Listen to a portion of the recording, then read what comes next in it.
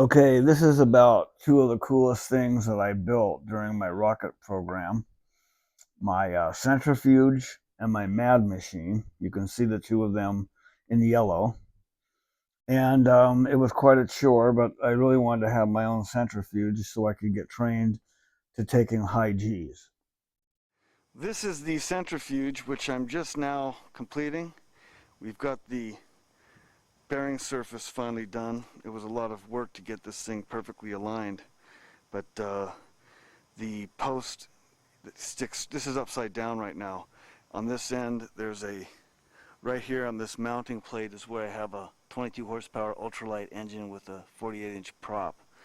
And when that runs, it basically pivots around this post. And out at this end, I have a pod, which I will sit in, and at 42 miles an hour, I get 6 G's delivered to the end of the seat. And this is the post where that centrifuge will sit. I still got a little bit of excavation to do behind the post. You can see all those rocks back there. I have to remove about 2 feet and take out 1 or 2 of these trees. But this is the area where it'll spin around and give me the ability to, I need to be able to take 6 to 8 G's for about 90 seconds during the acceleration. I've already done 8 G's at the Russian centrifuge, and the flight doctor said my response, physical, mental, and everything else was, he said, perfect. There's a little engine that mounts on the centrifuge, and it has a radio controlled throttle, and it'll have an emergency kill switch, and there'll be 2 large panels that pop open in the event that I have to shut it down immediately, and those panels will put so much air resistance it'll stop the thing very quickly. And this is the pod that goes on the end of that structure. It bolts to it right here. Then there's also going to be, as you can see, there's an aluminum structure inside, and there's a cable system that runs from these 2 connecting points to a mast at the center of the centrifuge, and helps to support it. Now I land the parachute underneath a parafoil, which means that you need to use electric motors to operate the parafoils. Here we are. It's Wednesday, the 29th of March. This is the centrifuge arm. This is where it'll mount on the post. The existing gray post was the rocket engine test stand, and now I've added this part on top to become the bearing point, the shaft for the centrifuge. And then it goes 11 feet to the engine. I've got an 18-horse engine with a prop that'll power the thing.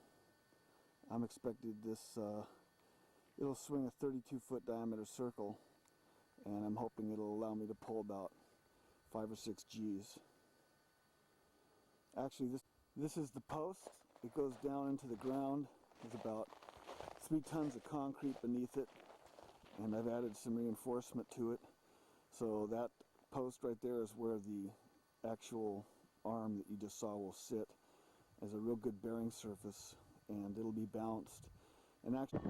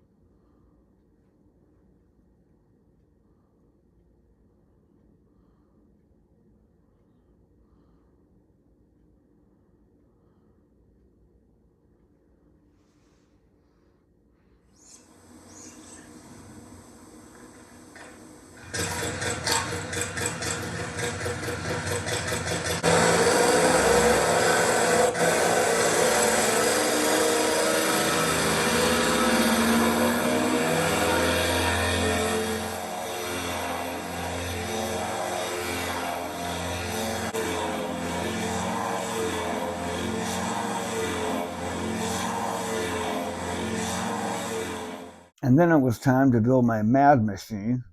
M.A.D for multi-axis disorientation, because that's what it did. And trust me, in 30 seconds, you're throwing up. See, I treat my guys well. I put the sun shield up to block them so they can work in nice shade.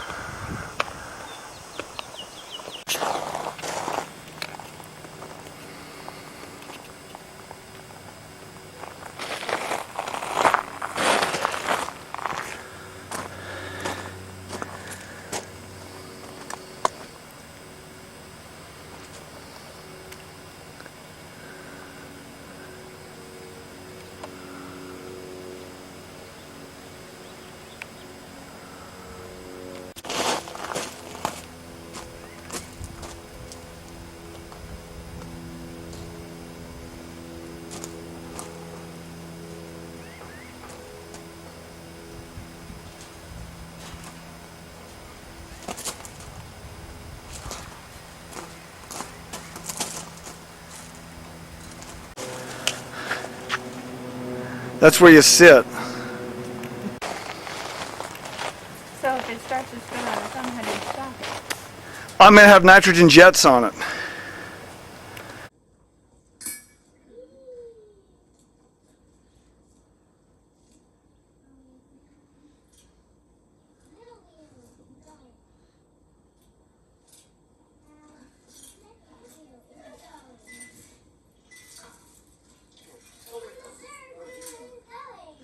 I call this